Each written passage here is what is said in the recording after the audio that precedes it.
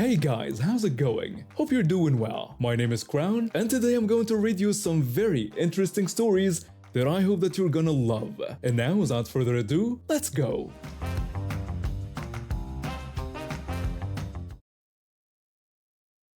I really love snacks, especially on long car rides. My husband knows this well, so he always buys lots of treats when we stop for gas. It's our little thing we do. I stay in the car while he goes into the store to find yummy snacks for me. He tries to get a mix of sweet and salty stuff to keep me happy on the road. One day we were driving to see my mom and dad. It was a long trip and I was getting bored. When we stopped at a gas station, I was so excited thinking about all the tasty snacks I'd soon have. As my husband got out of the car, I saw a lady walking to the store. She was walking fast in her high heels. I didn't think much about her then, but she was about to make our quick stop. Very interesting. After a few minutes, I saw my husband come out of the store. He looked angry as he got back in the car. Then the lady I saw earlier came out and my husband gave her a very mean look. My husband said he didn't like people like her. I was curious, so I asked him what happened inside the store. He took a big breath and started telling me. He said he was looking at snacks when the lady came in, yelling for someone to help her. I said that sounded annoying but not too bad. My husband said it got worse. He told me how the lady came up to him thinking he worked there. I was surprised she thought that. My husband then said she was very rude and said mean things about people who work at gas stations. I couldn't believe she did that. Then my husband told me how he told the lady off. He said he didn't work there and that she was being very rude. He told me how shocked she looked and how he talked to the real worker after. I told him I was proud of him for standing up to her. When my husband finished his story, I couldn't believe what happened. We both looked up and there she was, putting gas in her car. When she saw us looking at her, her face got very red and she quickly looked away. I said it looked like she knew we were talking about her. My husband agreed and said he hoped she would be nicer to people from now on. We watched her finish getting gas and leave really fast, like she wants to get away because she was embarrassed. As we drove away, I couldn't stop thinking about what happened. It was strange how a quick stop for snacks turned into such a big deal. I was glad my husband stood up for the store workers, but I felt a bit bad for the lady too. Maybe she was having a really bad day. I looked at all the snacks my husband bought and felt thankful, not just for the treats, but for having a husband who's kind to others.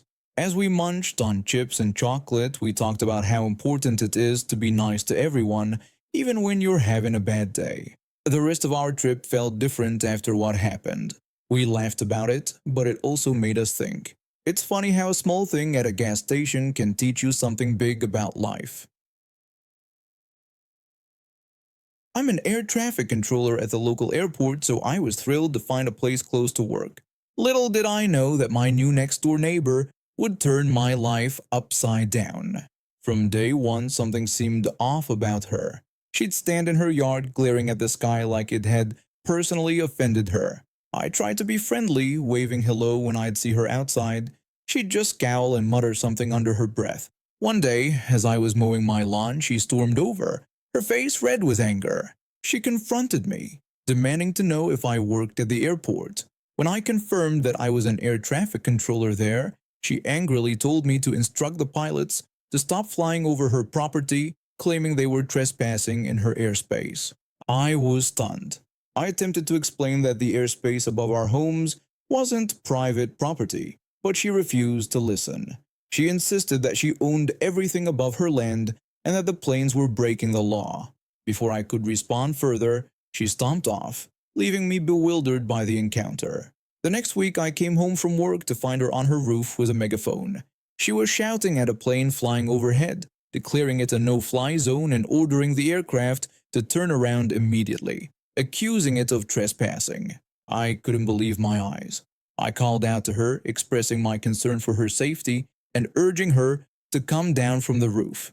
She rebuffed my plea, telling me to mind my own business and asserting that she was protecting her property. This behavior continued for days. She'd be up there for hours, yelling at planes and scribbling in a notebook. I later discovered she was recording flight times, building her case for a lawsuit. One evening, there was a knock at my door. It was Karen holding a stack of papers. She demanded that I help her sue the airline company, insisting that, as an air traffic controller, I should be her expert witness. I tried to reason with her, explaining that what she wanted was impossible and that the airspace above our homes wasn't private property. But she wouldn't listen. When I refused to help, she declared that she would do it herself and make the airlines pay for violating her rights. True to her word, she filed a lawsuit against a major airline for trespassing in her airspace. I couldn't believe it when I saw it on the local news. They interviewed her outside the courthouse, where she proclaimed that she was standing up against big corporations and fighting for property owners everywhere.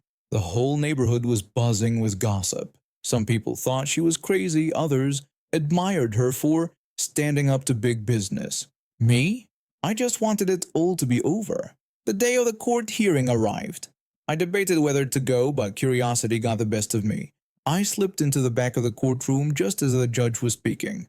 The judge dismissed Karen's case, explaining that it had no legal standing as the airspace above private property is not owned by the property owner. Karen reacted angrily, accusing the court of being in the pockets of big airline, as she was escorted out of the courtroom. The next morning I woke up to chaos. Police cars and news vans lined our street. I rushed outside to see what was happening. There was Karen chained to my fence. When I asked her what she was doing, she proclaimed that she was making a statement and forcing the world to listen since the courts wouldn't. Reporters swarmed around asking for comments. I declined to give any and retreated into my house, watching the spectacle unfold through my window. Karen gave impassioned speeches about property rights and government overreach. Some of our neighbors joined her, while others yelled at them to go home and stop blocking the street. This went on for hours. Finally, the police managed to convince Karen to unchain herself, but she wasn't done yet. She declared that this was just the beginning and that tomorrow they would take the fight to them. I had a sinking feeling in my stomach. I knew where I worked. She knew where I worked. This wasn't going to end well. Sure enough, the next day at work was absolute chaos. I arrived to find Karen and a group of protesters blocking the main runway. They had signs reading "The sky is ours" and "No fly zone." Karen was at the front with her megaphone ordering all aircraft to return to their gates, as she declared the runway closed. Security was trying to remove them, but they had linked arms, making it difficult. Flights were delayed, passengers were angry, and my boss was furious. He questioned me about my knowledge of the protest, and I vehemently denied any prior knowledge of Karen's plans. I spent the next few hours helping to reroute flights and calm angry passengers. All the while, I could hear Karen's voice over the megaphone, growing hoarser by the minute. Finally, the police arrived in force. They began arresting the protesters, including Karen. As they led her away, she locked eyes with me and warned that this wasn't over, threatening to see me in court. In the end, Karen was charged with trespassing, disorderly conduct, and interfering with airport operations. She was sentenced to community service and ordered to attend counseling sessions. The judge also issued a restraining order, barring her from coming within 500 feet of the airport. As for me, I decided it was time to move. I loved my job, but I couldn't deal with the stress of living next to Karen anymore. I found a new place on the other side of town, far from any flight paths. The last time I saw Karen, she was standing in her yard, glaring at the sky. But this time she had a new accessory. An ankle monitor. Turns out the judge wasn't taking any chances on her trying to protest at the airport again. A few years back, I was working a steady office job in Houston. Decent pay, nothing too exciting, but it paid the bills. Then the company went through a massive restructuring, and suddenly I was out on the street with a severance package that wouldn't last long. My wife and I tried to make it work in the city, but the bills kept piling up and job prospects were slim. That's when we stumbled across an ad for gate guards. The pay was surprisingly good, and they provided an RV to live in. We figured it'd be a temporary gig just to get back on our feet. So we sold most of our stuff, bought a used RV, and headed south. At first, it was an adventure, living in an RV, seeing a new part of Texas, feeling like we were starting fresh. But reality set in pretty quick. Our job is simple. Log trucks, and personnel in and out of the site. That's it. We work 12-hour shifts, 7 days a week. with a week off every month or so. It's monotonous, but it pays the bills and we're saving up for whatever comes next. What I didn't expect was how people would treat us. Somehow everyone thinks we're in charge of everything that happens around here, like we're some kind of all-seeing, all-powerful entity just because we sit at the gate. Trust me, we're not. We're just trying to do our job and stay out of trouble. This one day really took the cake, though. I was on my usual shift, sitting in my little guard shack, when a border patrol vehicle pulled up. Two agents got out looking all official and stern. The first agent asked if I was a gate guard, to which I confirmed and offered my assistance. The second agent then brought up the topic of illegal activity in the area. I explained that my job was simply to log trucks and personnel, and I didn't have any information about illegal activities. The agents accused me of playing dumb, insisting that since I was there 24/7, I must see what's going on. I reiterated that I only see trucks and workers coming and going. They then accused me of being part of the problem, claiming that I see people crossing the border illegally and don't report it. I tried to clarify that we were miles from the actual border, and that my focus was solely on the gate. When they asked if I'd never seen anything suspicious, I pointed out that even if I did, I wouldn't know who's legal and who's not, given the number of people working on the oil pads. The situation escalated when they accused me of allowing drug and sex trafficking to happen right under my nose. This outrageous claim made me lose my cool. I sarcastically asked if they seriously thought I was personally letting cartels run their operations with just my clipboard and radio.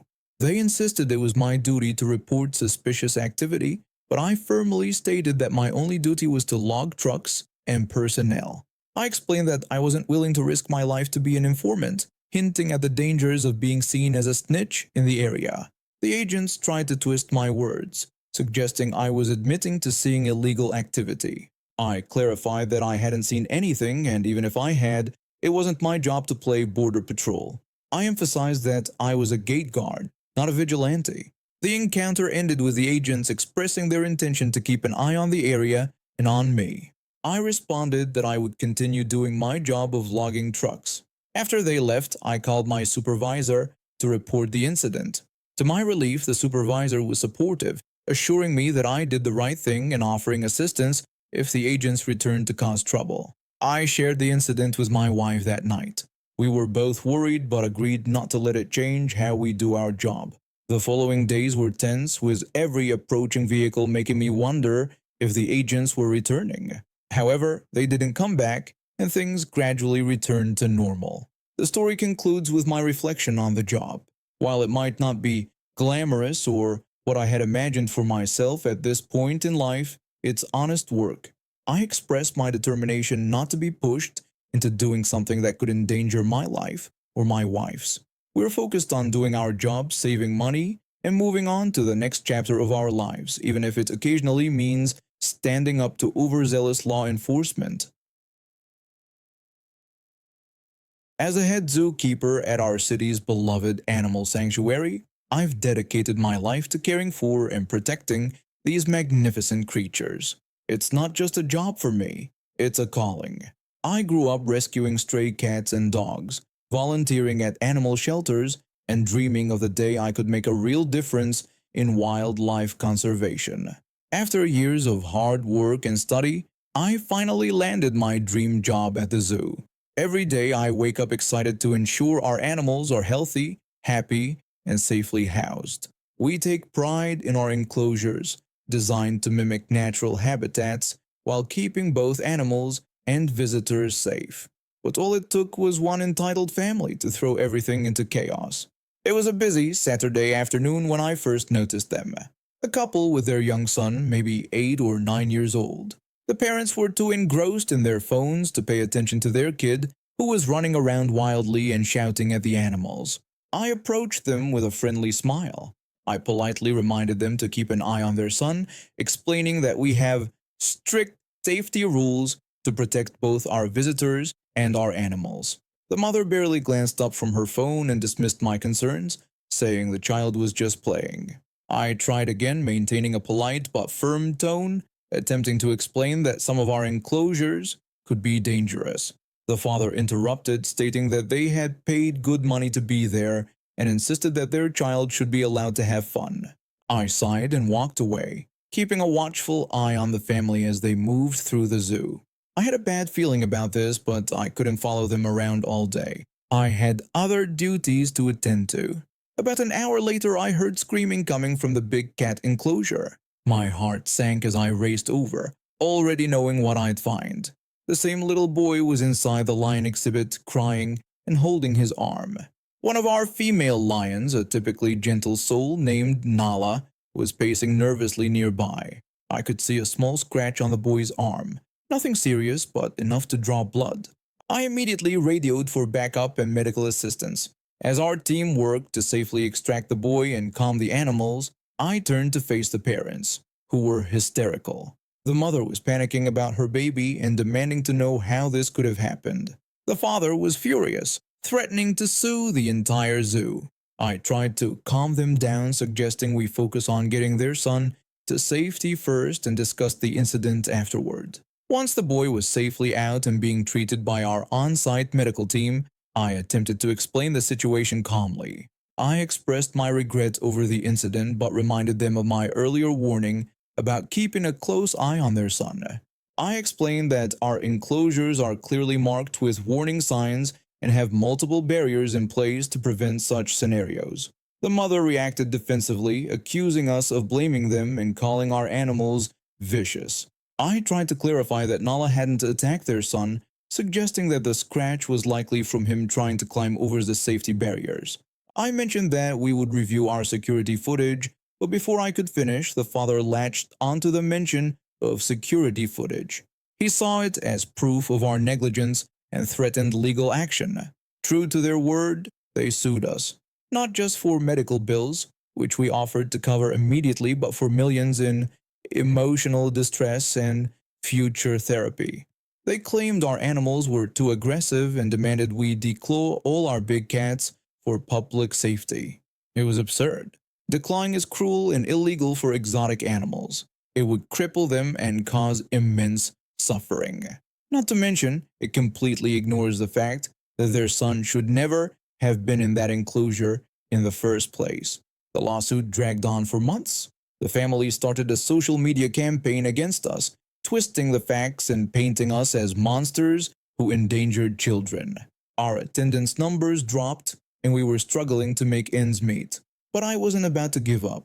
I reached out to wildlife conservation groups, veterinarians, and animal behavior experts. They all supported us, explaining why declawing was inhumane and unnecessary. We also had an ace up our sleeve: the security footage. It clearly showed the parents ignoring their son, the boy climbing multiple barriers, and Nala actually backing away from him. The scratch happened when he tried to pet her, startling her. When the footage was presented in court, the judge was furious with the family. She firmly stated that this was a clear case of parental negligence. She pointed out that the zoo had taken all reasonable precautions and that the family's actions had put not only their child, but also the animals at risk. The case was dismissed, and the family was ordered to pay our legal fees. They left the courtroom red-faced and angry, but I felt an immense sense of relief. As for Nala, she became something of a local celebrity. People came to see the gentle lioness who showed more restraint than some humans. And now we have reached the end of today's stories. Thank you for watching and see you next time.